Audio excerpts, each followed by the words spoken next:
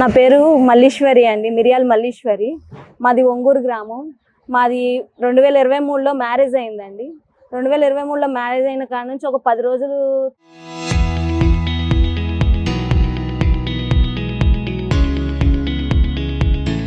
దాటిన తర్వాత మా అత్తగారు, మా మామగారు, మా ఆడబడుచు ఇంట్లో మమ్మల్ని చాలా వేధిస్తున్నారండి. కట్నం గురించి స్టార్ట్ అయ్యి ఆ గొడవ గురించి వచ్చిన తర్వాత నుంచి ఇల్లు అని చెప్పి ఒక పుకారు పుట్టించారండి.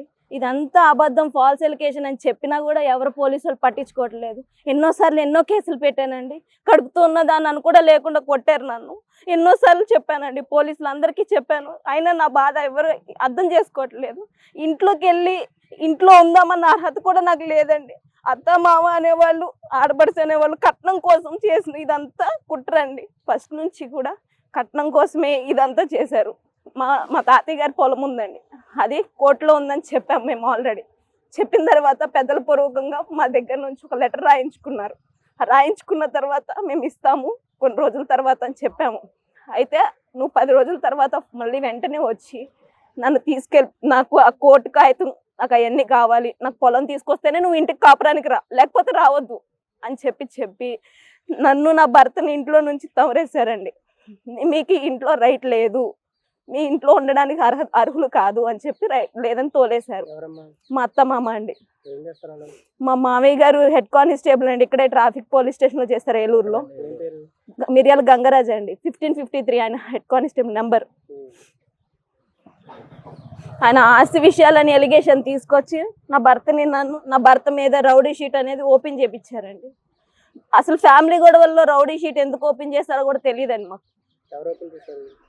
డిఎస్పీ గారు, నూజివీడు సబ్ డివిజన్ డిఎస్పీ గారు ఓపెన్ చేశారండి. ఎస్పీ గారు ఆర్డర్ ప్రకారం మాకు డిఎస్పీ గారు నోటీస్ పంపించారని తెలిసిందండి.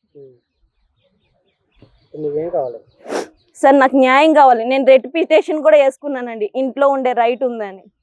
ఆ రైట్ ఉన్నా కూడా నన్ను ఇంటి మీదకి రౌడీలు దౌర్జన్యంగా పంపించి ఇంట్లో కరెంట్ తీపిచ్చడం, పగలగొట్టేయడం, ఇంట్లో నుంచి నన్ను దౌర్జన్యంగా బయటికి లాగేశారు. కడుపుతో ఉన్నాను కూడా లేకుండా నన్ను ఇంట్లో నుంచి బయటికి లాగేశారండి.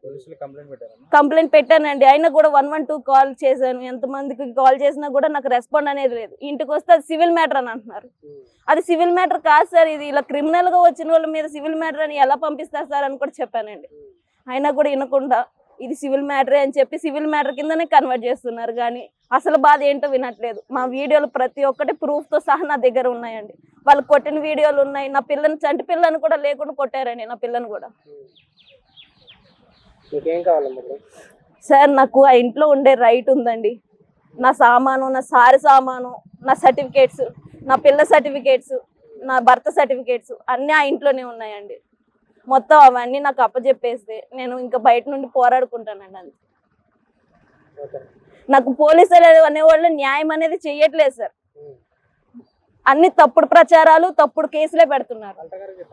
కలెక్టర్ గారికి చెప్పలేదండి. మేము PGRS లో కంప్లైంట్ కూడా పెట్టాను. PGRS కంప్లైంట్ తీసుకొని కూడా నేను అక్కడికి వెళ్ళి నేను పోలీస్ స్టేషన్కి వెళ్ళి కంప్లైంట్ ఇస్తే కూడా నాకు కంప్లైంట్ తీసుకోకొని అది నేను సంతకం పెట్టనని చెప్పాను. అది సివిల్ మ్యాటర్ అని చెప్పి కన్వర్ట్ చేసేసి రాసేసి నాకు పంపించారు. ఆ నోటీస్ పేపర్ కూడా ఉంది నా దగ్గర.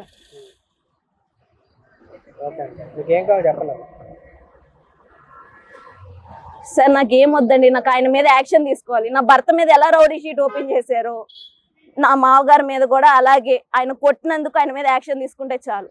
నా ఆడబడుచు భర్త మొత్తానికి నన్ను ఇంట్లో నుంచి తోలేయడానికి జుట్టు పట్టుకుని మరీ తోలేశారండి. 30-40 మంది జనాలను పంపించారండి ఇంటి మీదకి.